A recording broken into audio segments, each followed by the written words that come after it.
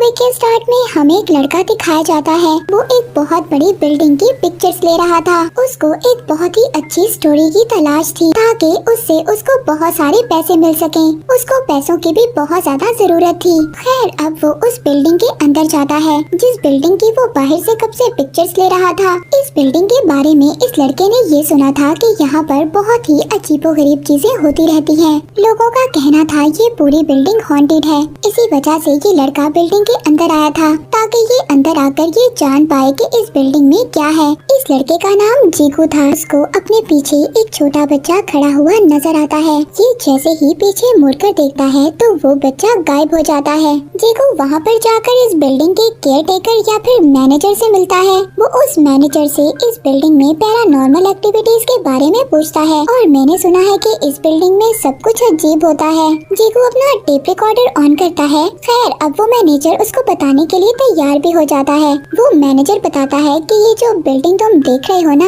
ये पहले एक ऑर्फन हाउस था और यहाँ पर बहुत सारे बच्चे रहा करते थे और फिर अचानक एक दिन इस बिल्डिंग में आग लग गई। यहाँ पर जितने भी बच्चे थे सब इस बिल्डिंग में जलकर मर गए। कहता है कि मैं तुम्हें इस बिल्डिंग में होने वाले इंसिडेंट के बारे में बताता हूँ, तो सुनो। मैं तुम्हें स्टोरी सुनाता हूँ एक राइटर की। उस राइटर ने इसी बिल्डिंग में एक रूम रेंट पर लिया था। उस राइटर को अपनी लाइफ में बहुत ज्यादा सुकून चाहिए था ताकि वो भी तुम्हारी तरह एक अच्छी स्टोरी ढूंढे और उसको लिख सके, क्योंकि उसके घर में उसका एक छोटा बच्चा था जो उसको डिस्टर्ब करता रहता था। खैर अब वो अपनी कहानी पर फोकस कर रहा था और उसको राइट कर रहा था। तभी अचानक से उसको ये फील होता है कि नीचे वाले फ्लोर पर कुछ बच्चे खेल रहे हैं। अब इन सब चीजों के बारे में वो राइटर यहाँ के डीलर को बताता है, मगर डीलर तो ये जानता था कि नीचे वाले फ्लोर पर कोई भी नहीं रहता और वो ये भी जानता था कि ये जगह हॉन्टेड है। मगर पैसों की वजह से वो डीलर उस राइटर को कुछ भी नहीं बता रहा था। किसी न किसी तरह ये रूम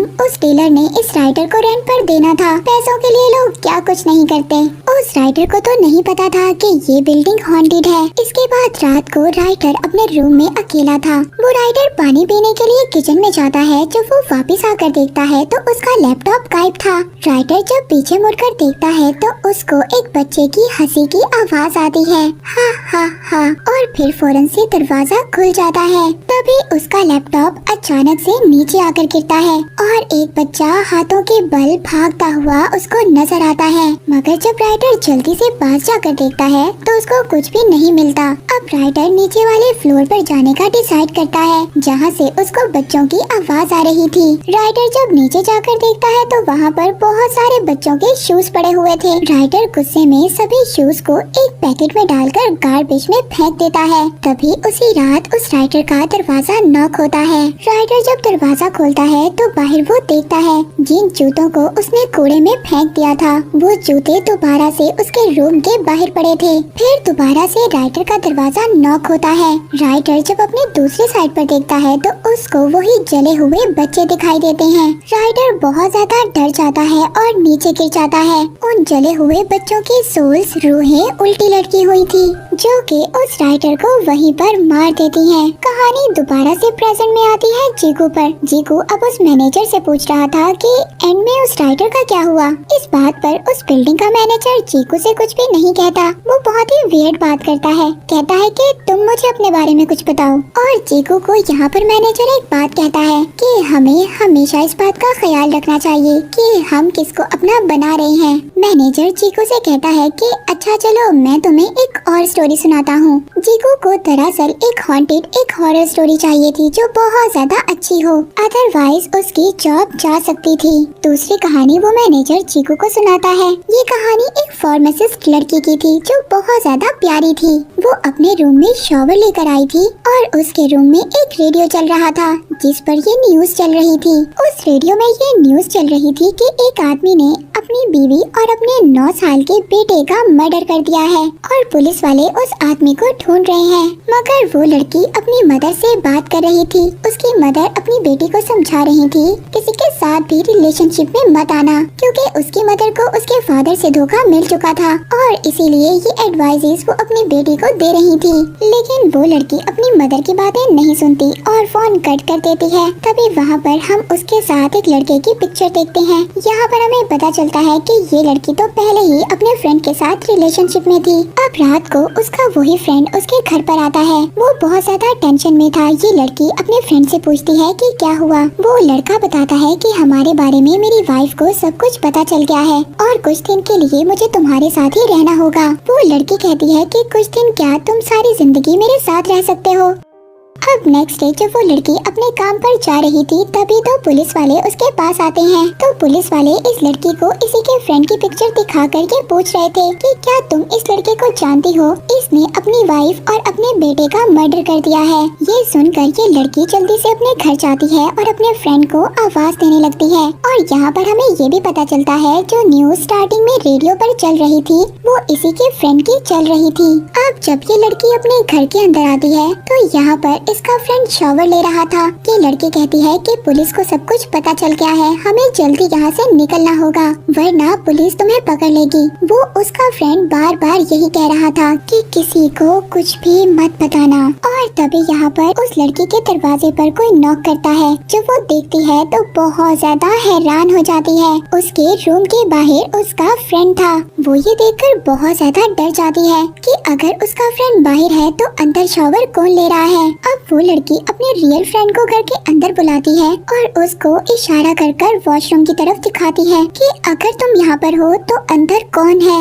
उसका फ्रेंड भी ये नोटिस करता है कि बाथरूम के अंदर उसी जैसा एक आदमी शॉवर ले रहा था। मगर तभी ये दिखाया जाता है कि इस लड़के ने अपनी वाइफ और अपने बेटे को कैसे मारा। उसके हाथ में एक हथौड़ी दिखाई जाती है जिससे उसने अपनी वाइफ और अपने बेटे का मर्डर किया था। तभी आसपास का सीन चेंज हो जाता है और घर की जो वॉल्स थी वो खून से भर जाती हैं और जो शॉवर ले रहा था वो कोई इविल स्पिरिट थी।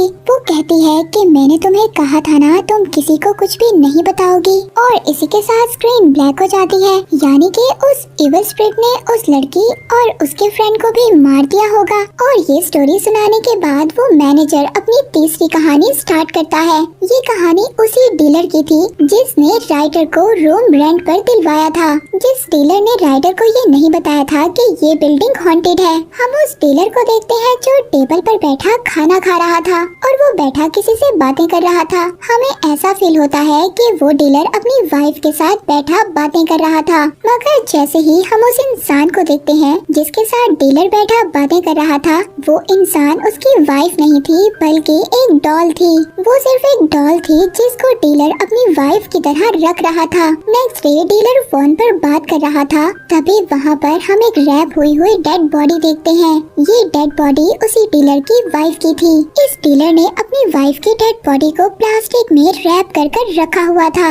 इस डीलर ने अपनी वाइफ को ही मार दिया था। ये डीलर या तो मेंटली डिस्टर्ब था या इसके साथ कुछ और था। वो एक डॉल को अपनी वाइफ की तरह रखने लगा था। अब उस डीलर को ये लगता है कि शायद उसके सिंक से पानी बाहर आ रहा है जो बहुत ज्यादा गंदा था। तभी वो डीलर जब पीछे मुड़ता है तो देखता है उसकी वाइफ की डेड बॉडी गायब थी। और जब वो सिंक में देखता है तो उस लाश का हाथ सिंक से बाहर निकलता है। वो नल को बंद कर देता है यानी कि टैप को ऑफ कर देता है। और ये देखकर उस डीलर की हालत बहुत ज्यादा खराब हो जाती है।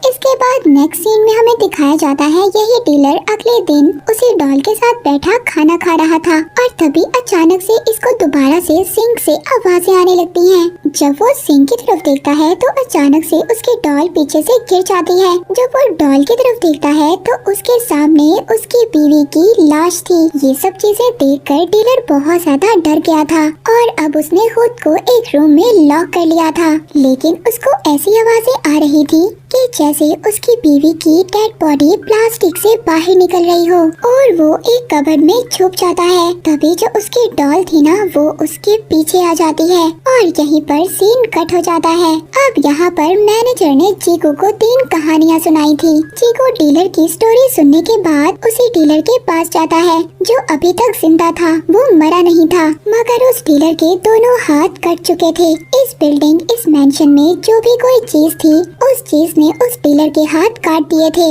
उसको मारा नहीं था मगर वो ऑलमोस्ट बहुत ज्यादा पागल हो गया था। मगर यहाँ पर डीलर कुछ अजीब सी बातें बोलता है। वो कल्ट के बारे में बोलता है, कुछ चर्च के बारे में बोलता है, मगर जीगू को डीलर की बातें कुछ समझ नहीं आती। जीगू अब ये तीनों स्टोरीज लेकर अपने पब्लिशर के पास जाता है। जीगू का पब्लिशर कहता है, देखो कहानियाँ तो बहुत ज्यादा अच्छी हैं और बहुत ज्यादा हॉरर भी हैं, मगर तुम्हें इस कहानियों को और ज्यादा बड़ा करना होगा जिससे ऑडियंस का इंटरेस्ट बढ़ेगा और तुम्हें पैसे मिलेंगे। जीगू को पैसों की भी जरूरत थी, तो अब वो दोबारा से उसी बिल्डिंग के अंदर जाता है, उसी मैनेजर के पास। वो उस मैनेजर के पास आकर कहता है कि मुझे और ज्यादा स्टोरी सुनाओ, मुझे और ज्यादा कहानियाँ चाहिए। वो मैनेजर हंसकर कहता है कि तुम्हें अभी भी ये कहानियाँ थोड़ी लग रही हैं, तो तुम्हें इस मेंशन से चले जाना चाहिए क्योंकि यहाँ पर सिर्फ यही कहानियाँ थी। मगर जीगू को अब मैनेजर पर गुस्सा आ गया था। सुनो मेरी बात, तुम्हें मुझे कहानियाँ सुनानी होंगी।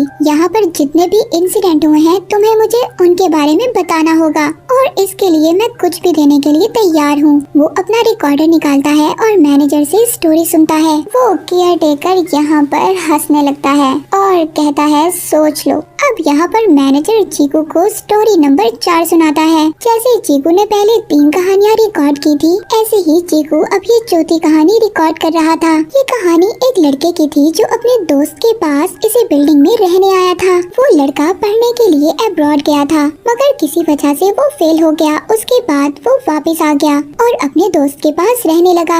अब वो लड़का खैर अपने फ्रेंड से मिलता है और बहुत ज्यादा खुश होता है। वो लड़का अपने फ्रेंड के फेस पर देखता है जिसके फेस पर बहुत सारे पिंपल्स बने हुए थे। उसके पिंपल्स में काफी ज्यादा इचिंग हो रही थी जो काफी ज्यादा अजीब था। और वो लड़का अपने फ्रेंड के घर में जब खाना देखता है तो खाना बहुत ज्यादा गला सड़ा था। उस लड़के का फ्रेंड खाना ऐसे खा रहा था जैसे खाना बहुत ज्यादा टेस्टी और फ्रेश हो। वो अपने फ्रेंड को देखकर बहुत ज्यादा हैरान हो रहा था। जब उस लड़के का फ्रेंड अगले दिन अपने काम पर चला जाता है तो लड़का पीछे से जब उसका घर देखता है, वो उसके फ्रिज को ओपन करता है तो खाना तो बहुत ज्यादा गला सड़ा पड़ा था। वो अपने फ्रेंड के घर की सफाई कर देता है, मगर जब वो अपने फ्रेंड का रूम देखता है तो उसके रूम से बहुत ज्यादा बदबू आ रही थी क्योंकि उसके फ्रेंड के रूम में बहुत ज्यादा ब्लैक मोल्ड थे, यानी कि उसके रूम में फंगस लगी हुई थी और वहाँ पर उसके फ्रेंड और उसके पेरेंट्स की एक पिक्चर लगी हुई थी।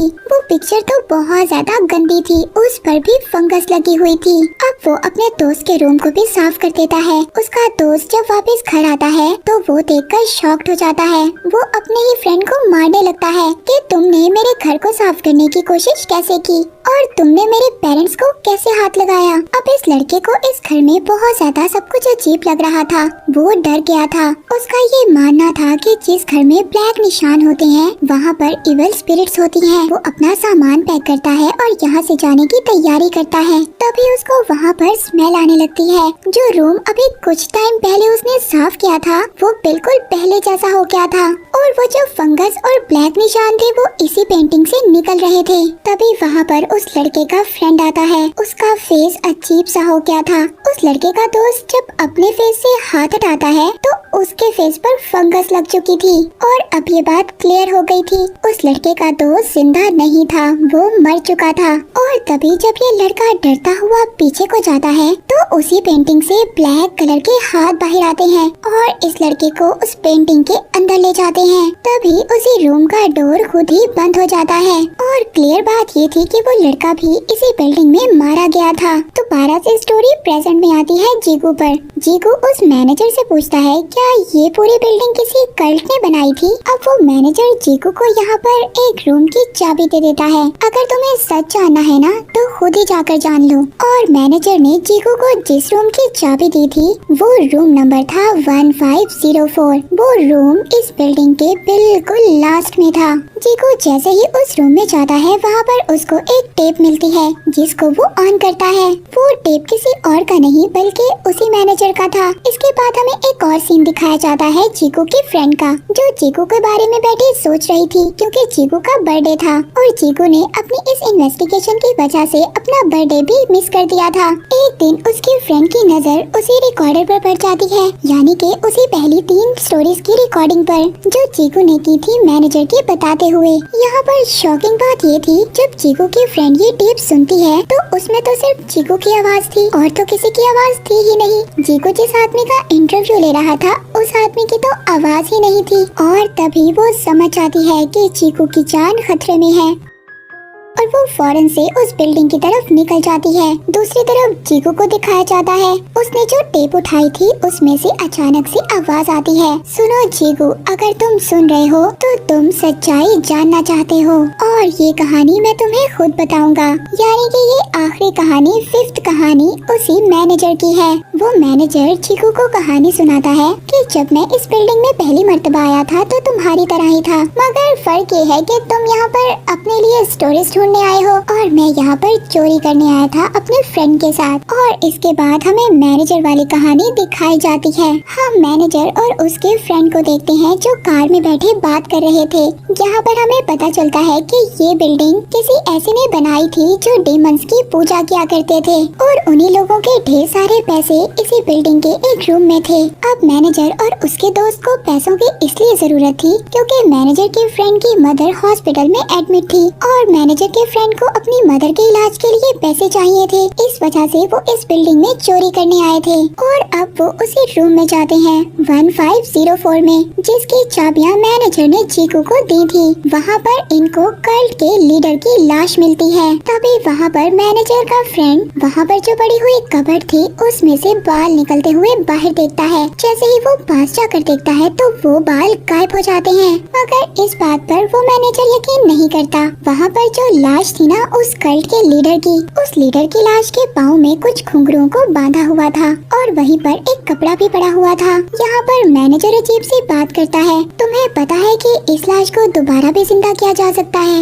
और इसीलिए तो इस लाश को ऐसे चेनों से बांध कर रखा हुआ है। मैनेजर का फ्रेंड उससे कह रहा था, सुनो मेरी बात, ये जगह मुझे सही नहीं लग रही, हमें जल्द से जल्द यहाँ से चले जाना चाहिए। और तभी वहाँ पर मैनेजर को उस लाश के मुंह से एक चाबी मिलती है जो कि उसी अलमारी की थी जिस कबर्ड के पास उसके फ्रेंड ने कुछ बाल देखे थे। मैनेजर अब उस कबर्ड को खोल देता है। वहाँ पर मैनेजर को बहुत सारे पैसे मिलते हैं। मैनेजर पैसे देखकर बहुत ज्यादा खुश होता है और कहता है, देखो हम अमीर हो गए। मगर तभी मैनेजर के फ्रेंड को पीछे से छन छन की आवाज सुनाई देती है। जब वो पीछे मुड़कर देखता है तो पीछे तो कोई भी नहीं था। वो दोबारा से जब पीछे देखता है तो उसके मुंह के पास वही लाश थी। इन दोनों ने उस लाश को जिंदा कर दिया था। मैनेजर का दोस्त उस लाश को देखकर भागकर उस बिल्डिंग से बाहर आ जाता है। वो जैसे ही अपनी गाड़ी को स्टार्ट करने वाला था तभी मैनेजर भी आकर गाड़ी में बैठ जाता है। उसका फ्रेंड मैनेजर से कहता है, तुम थे कहाँ पर, देखो मैं पैसे ले आया हूँ। तभी वहाँ पर मैनेजर कहता है, तुम क्या उस चीज को देखना चाहते हो जो तुम छोड़ आए हो? और तभी मैनेजर के दोस्त की नजर उसके पाँव पर पड़ती है जो मैनेजर के नहीं बल्कि उसी लाश के पाँव थे, क्योंकि उस पाँव पर घुंघरू बंधे हुए थे। जैसे ही वो ऊपर देखता है तो वो मैनेजर नहीं बल्कि वही लाश थी। वो मैनेजर की शक्ल में उसके दोस्त के पास आई थी और तभी वो मैनेजर के दोस्त को भी मार देती है। इसके बाद सीन शिफ्ट होता है दोबारा जीकू पर। जीकू को भी वही लाश नजर आती है। वो दोबारा से जाकर उसी कबर्ड में छुप जाता है जिस कबर्ड में से मैनेजर ने पैसे निकाले थे। तभी वहाँ पर वही मैनेजर आ जाता है। जीकू, मैंने तुम्हारे साथ जितना भी वक्त गुजारा बहुत अच्छा था और मैं तुम्हें बहुत ज्यादा मिस करूंगा। ये कहकर जाते जाते वो जीकू का ही रूप ले लेता है और इसको देखकर जीकू बहुत ज्यादा हैरान हो जाता है। अब यहाँ पर इस स्टोरी में हमें पता चलता है जो इर्द गिर्द के चर्च के लोग थे उनको ये बात पता चल गई थी कि इस बिल्डिंग के अंदर डेविल वर्शिप होती है और इसके बाद कल्ट के लीडर की लाश को इसी रूम में बंद कर दिया गया था जिस पर कुछ घुंघरू बांध दिए गए थे और उसे एक पावर से कैद कर दिया था और पैसों के लालच में मैनेजर ने सारी गड़बड़ कर दी जिस वजह से वो लाश दोबारा से जिंदा हो गई। जितने भी लोग यहाँ पर रहने आए थे मैनेजर ने सबको मार दिया था और उस लाश को जो बेस्ट लगता था वो उसी की शक्ल ले लेती थी। अब जीकू उस कबर्ड में हमेशा के लिए बंद हो गया था। अब वहाँ पर जीकू की फ्रेंड आ जाती है। वो जब जीकू को वहाँ पर देखती है तो वो हैरान हो जाती है। उसकी आईज अचानक से ब्लैक हो जाती हैं और वो एक अजीब सी स्माइल देता है, यानी कि वो कोई और नहीं बल्कि वही कल्ट का लीडर था जो कि एक इविल स्पिरिट है। मगर जीकू की फ्रेंड समझ गई थी ये जीकू नहीं है। ये मूवी यहीं पर एंड हो जाती है।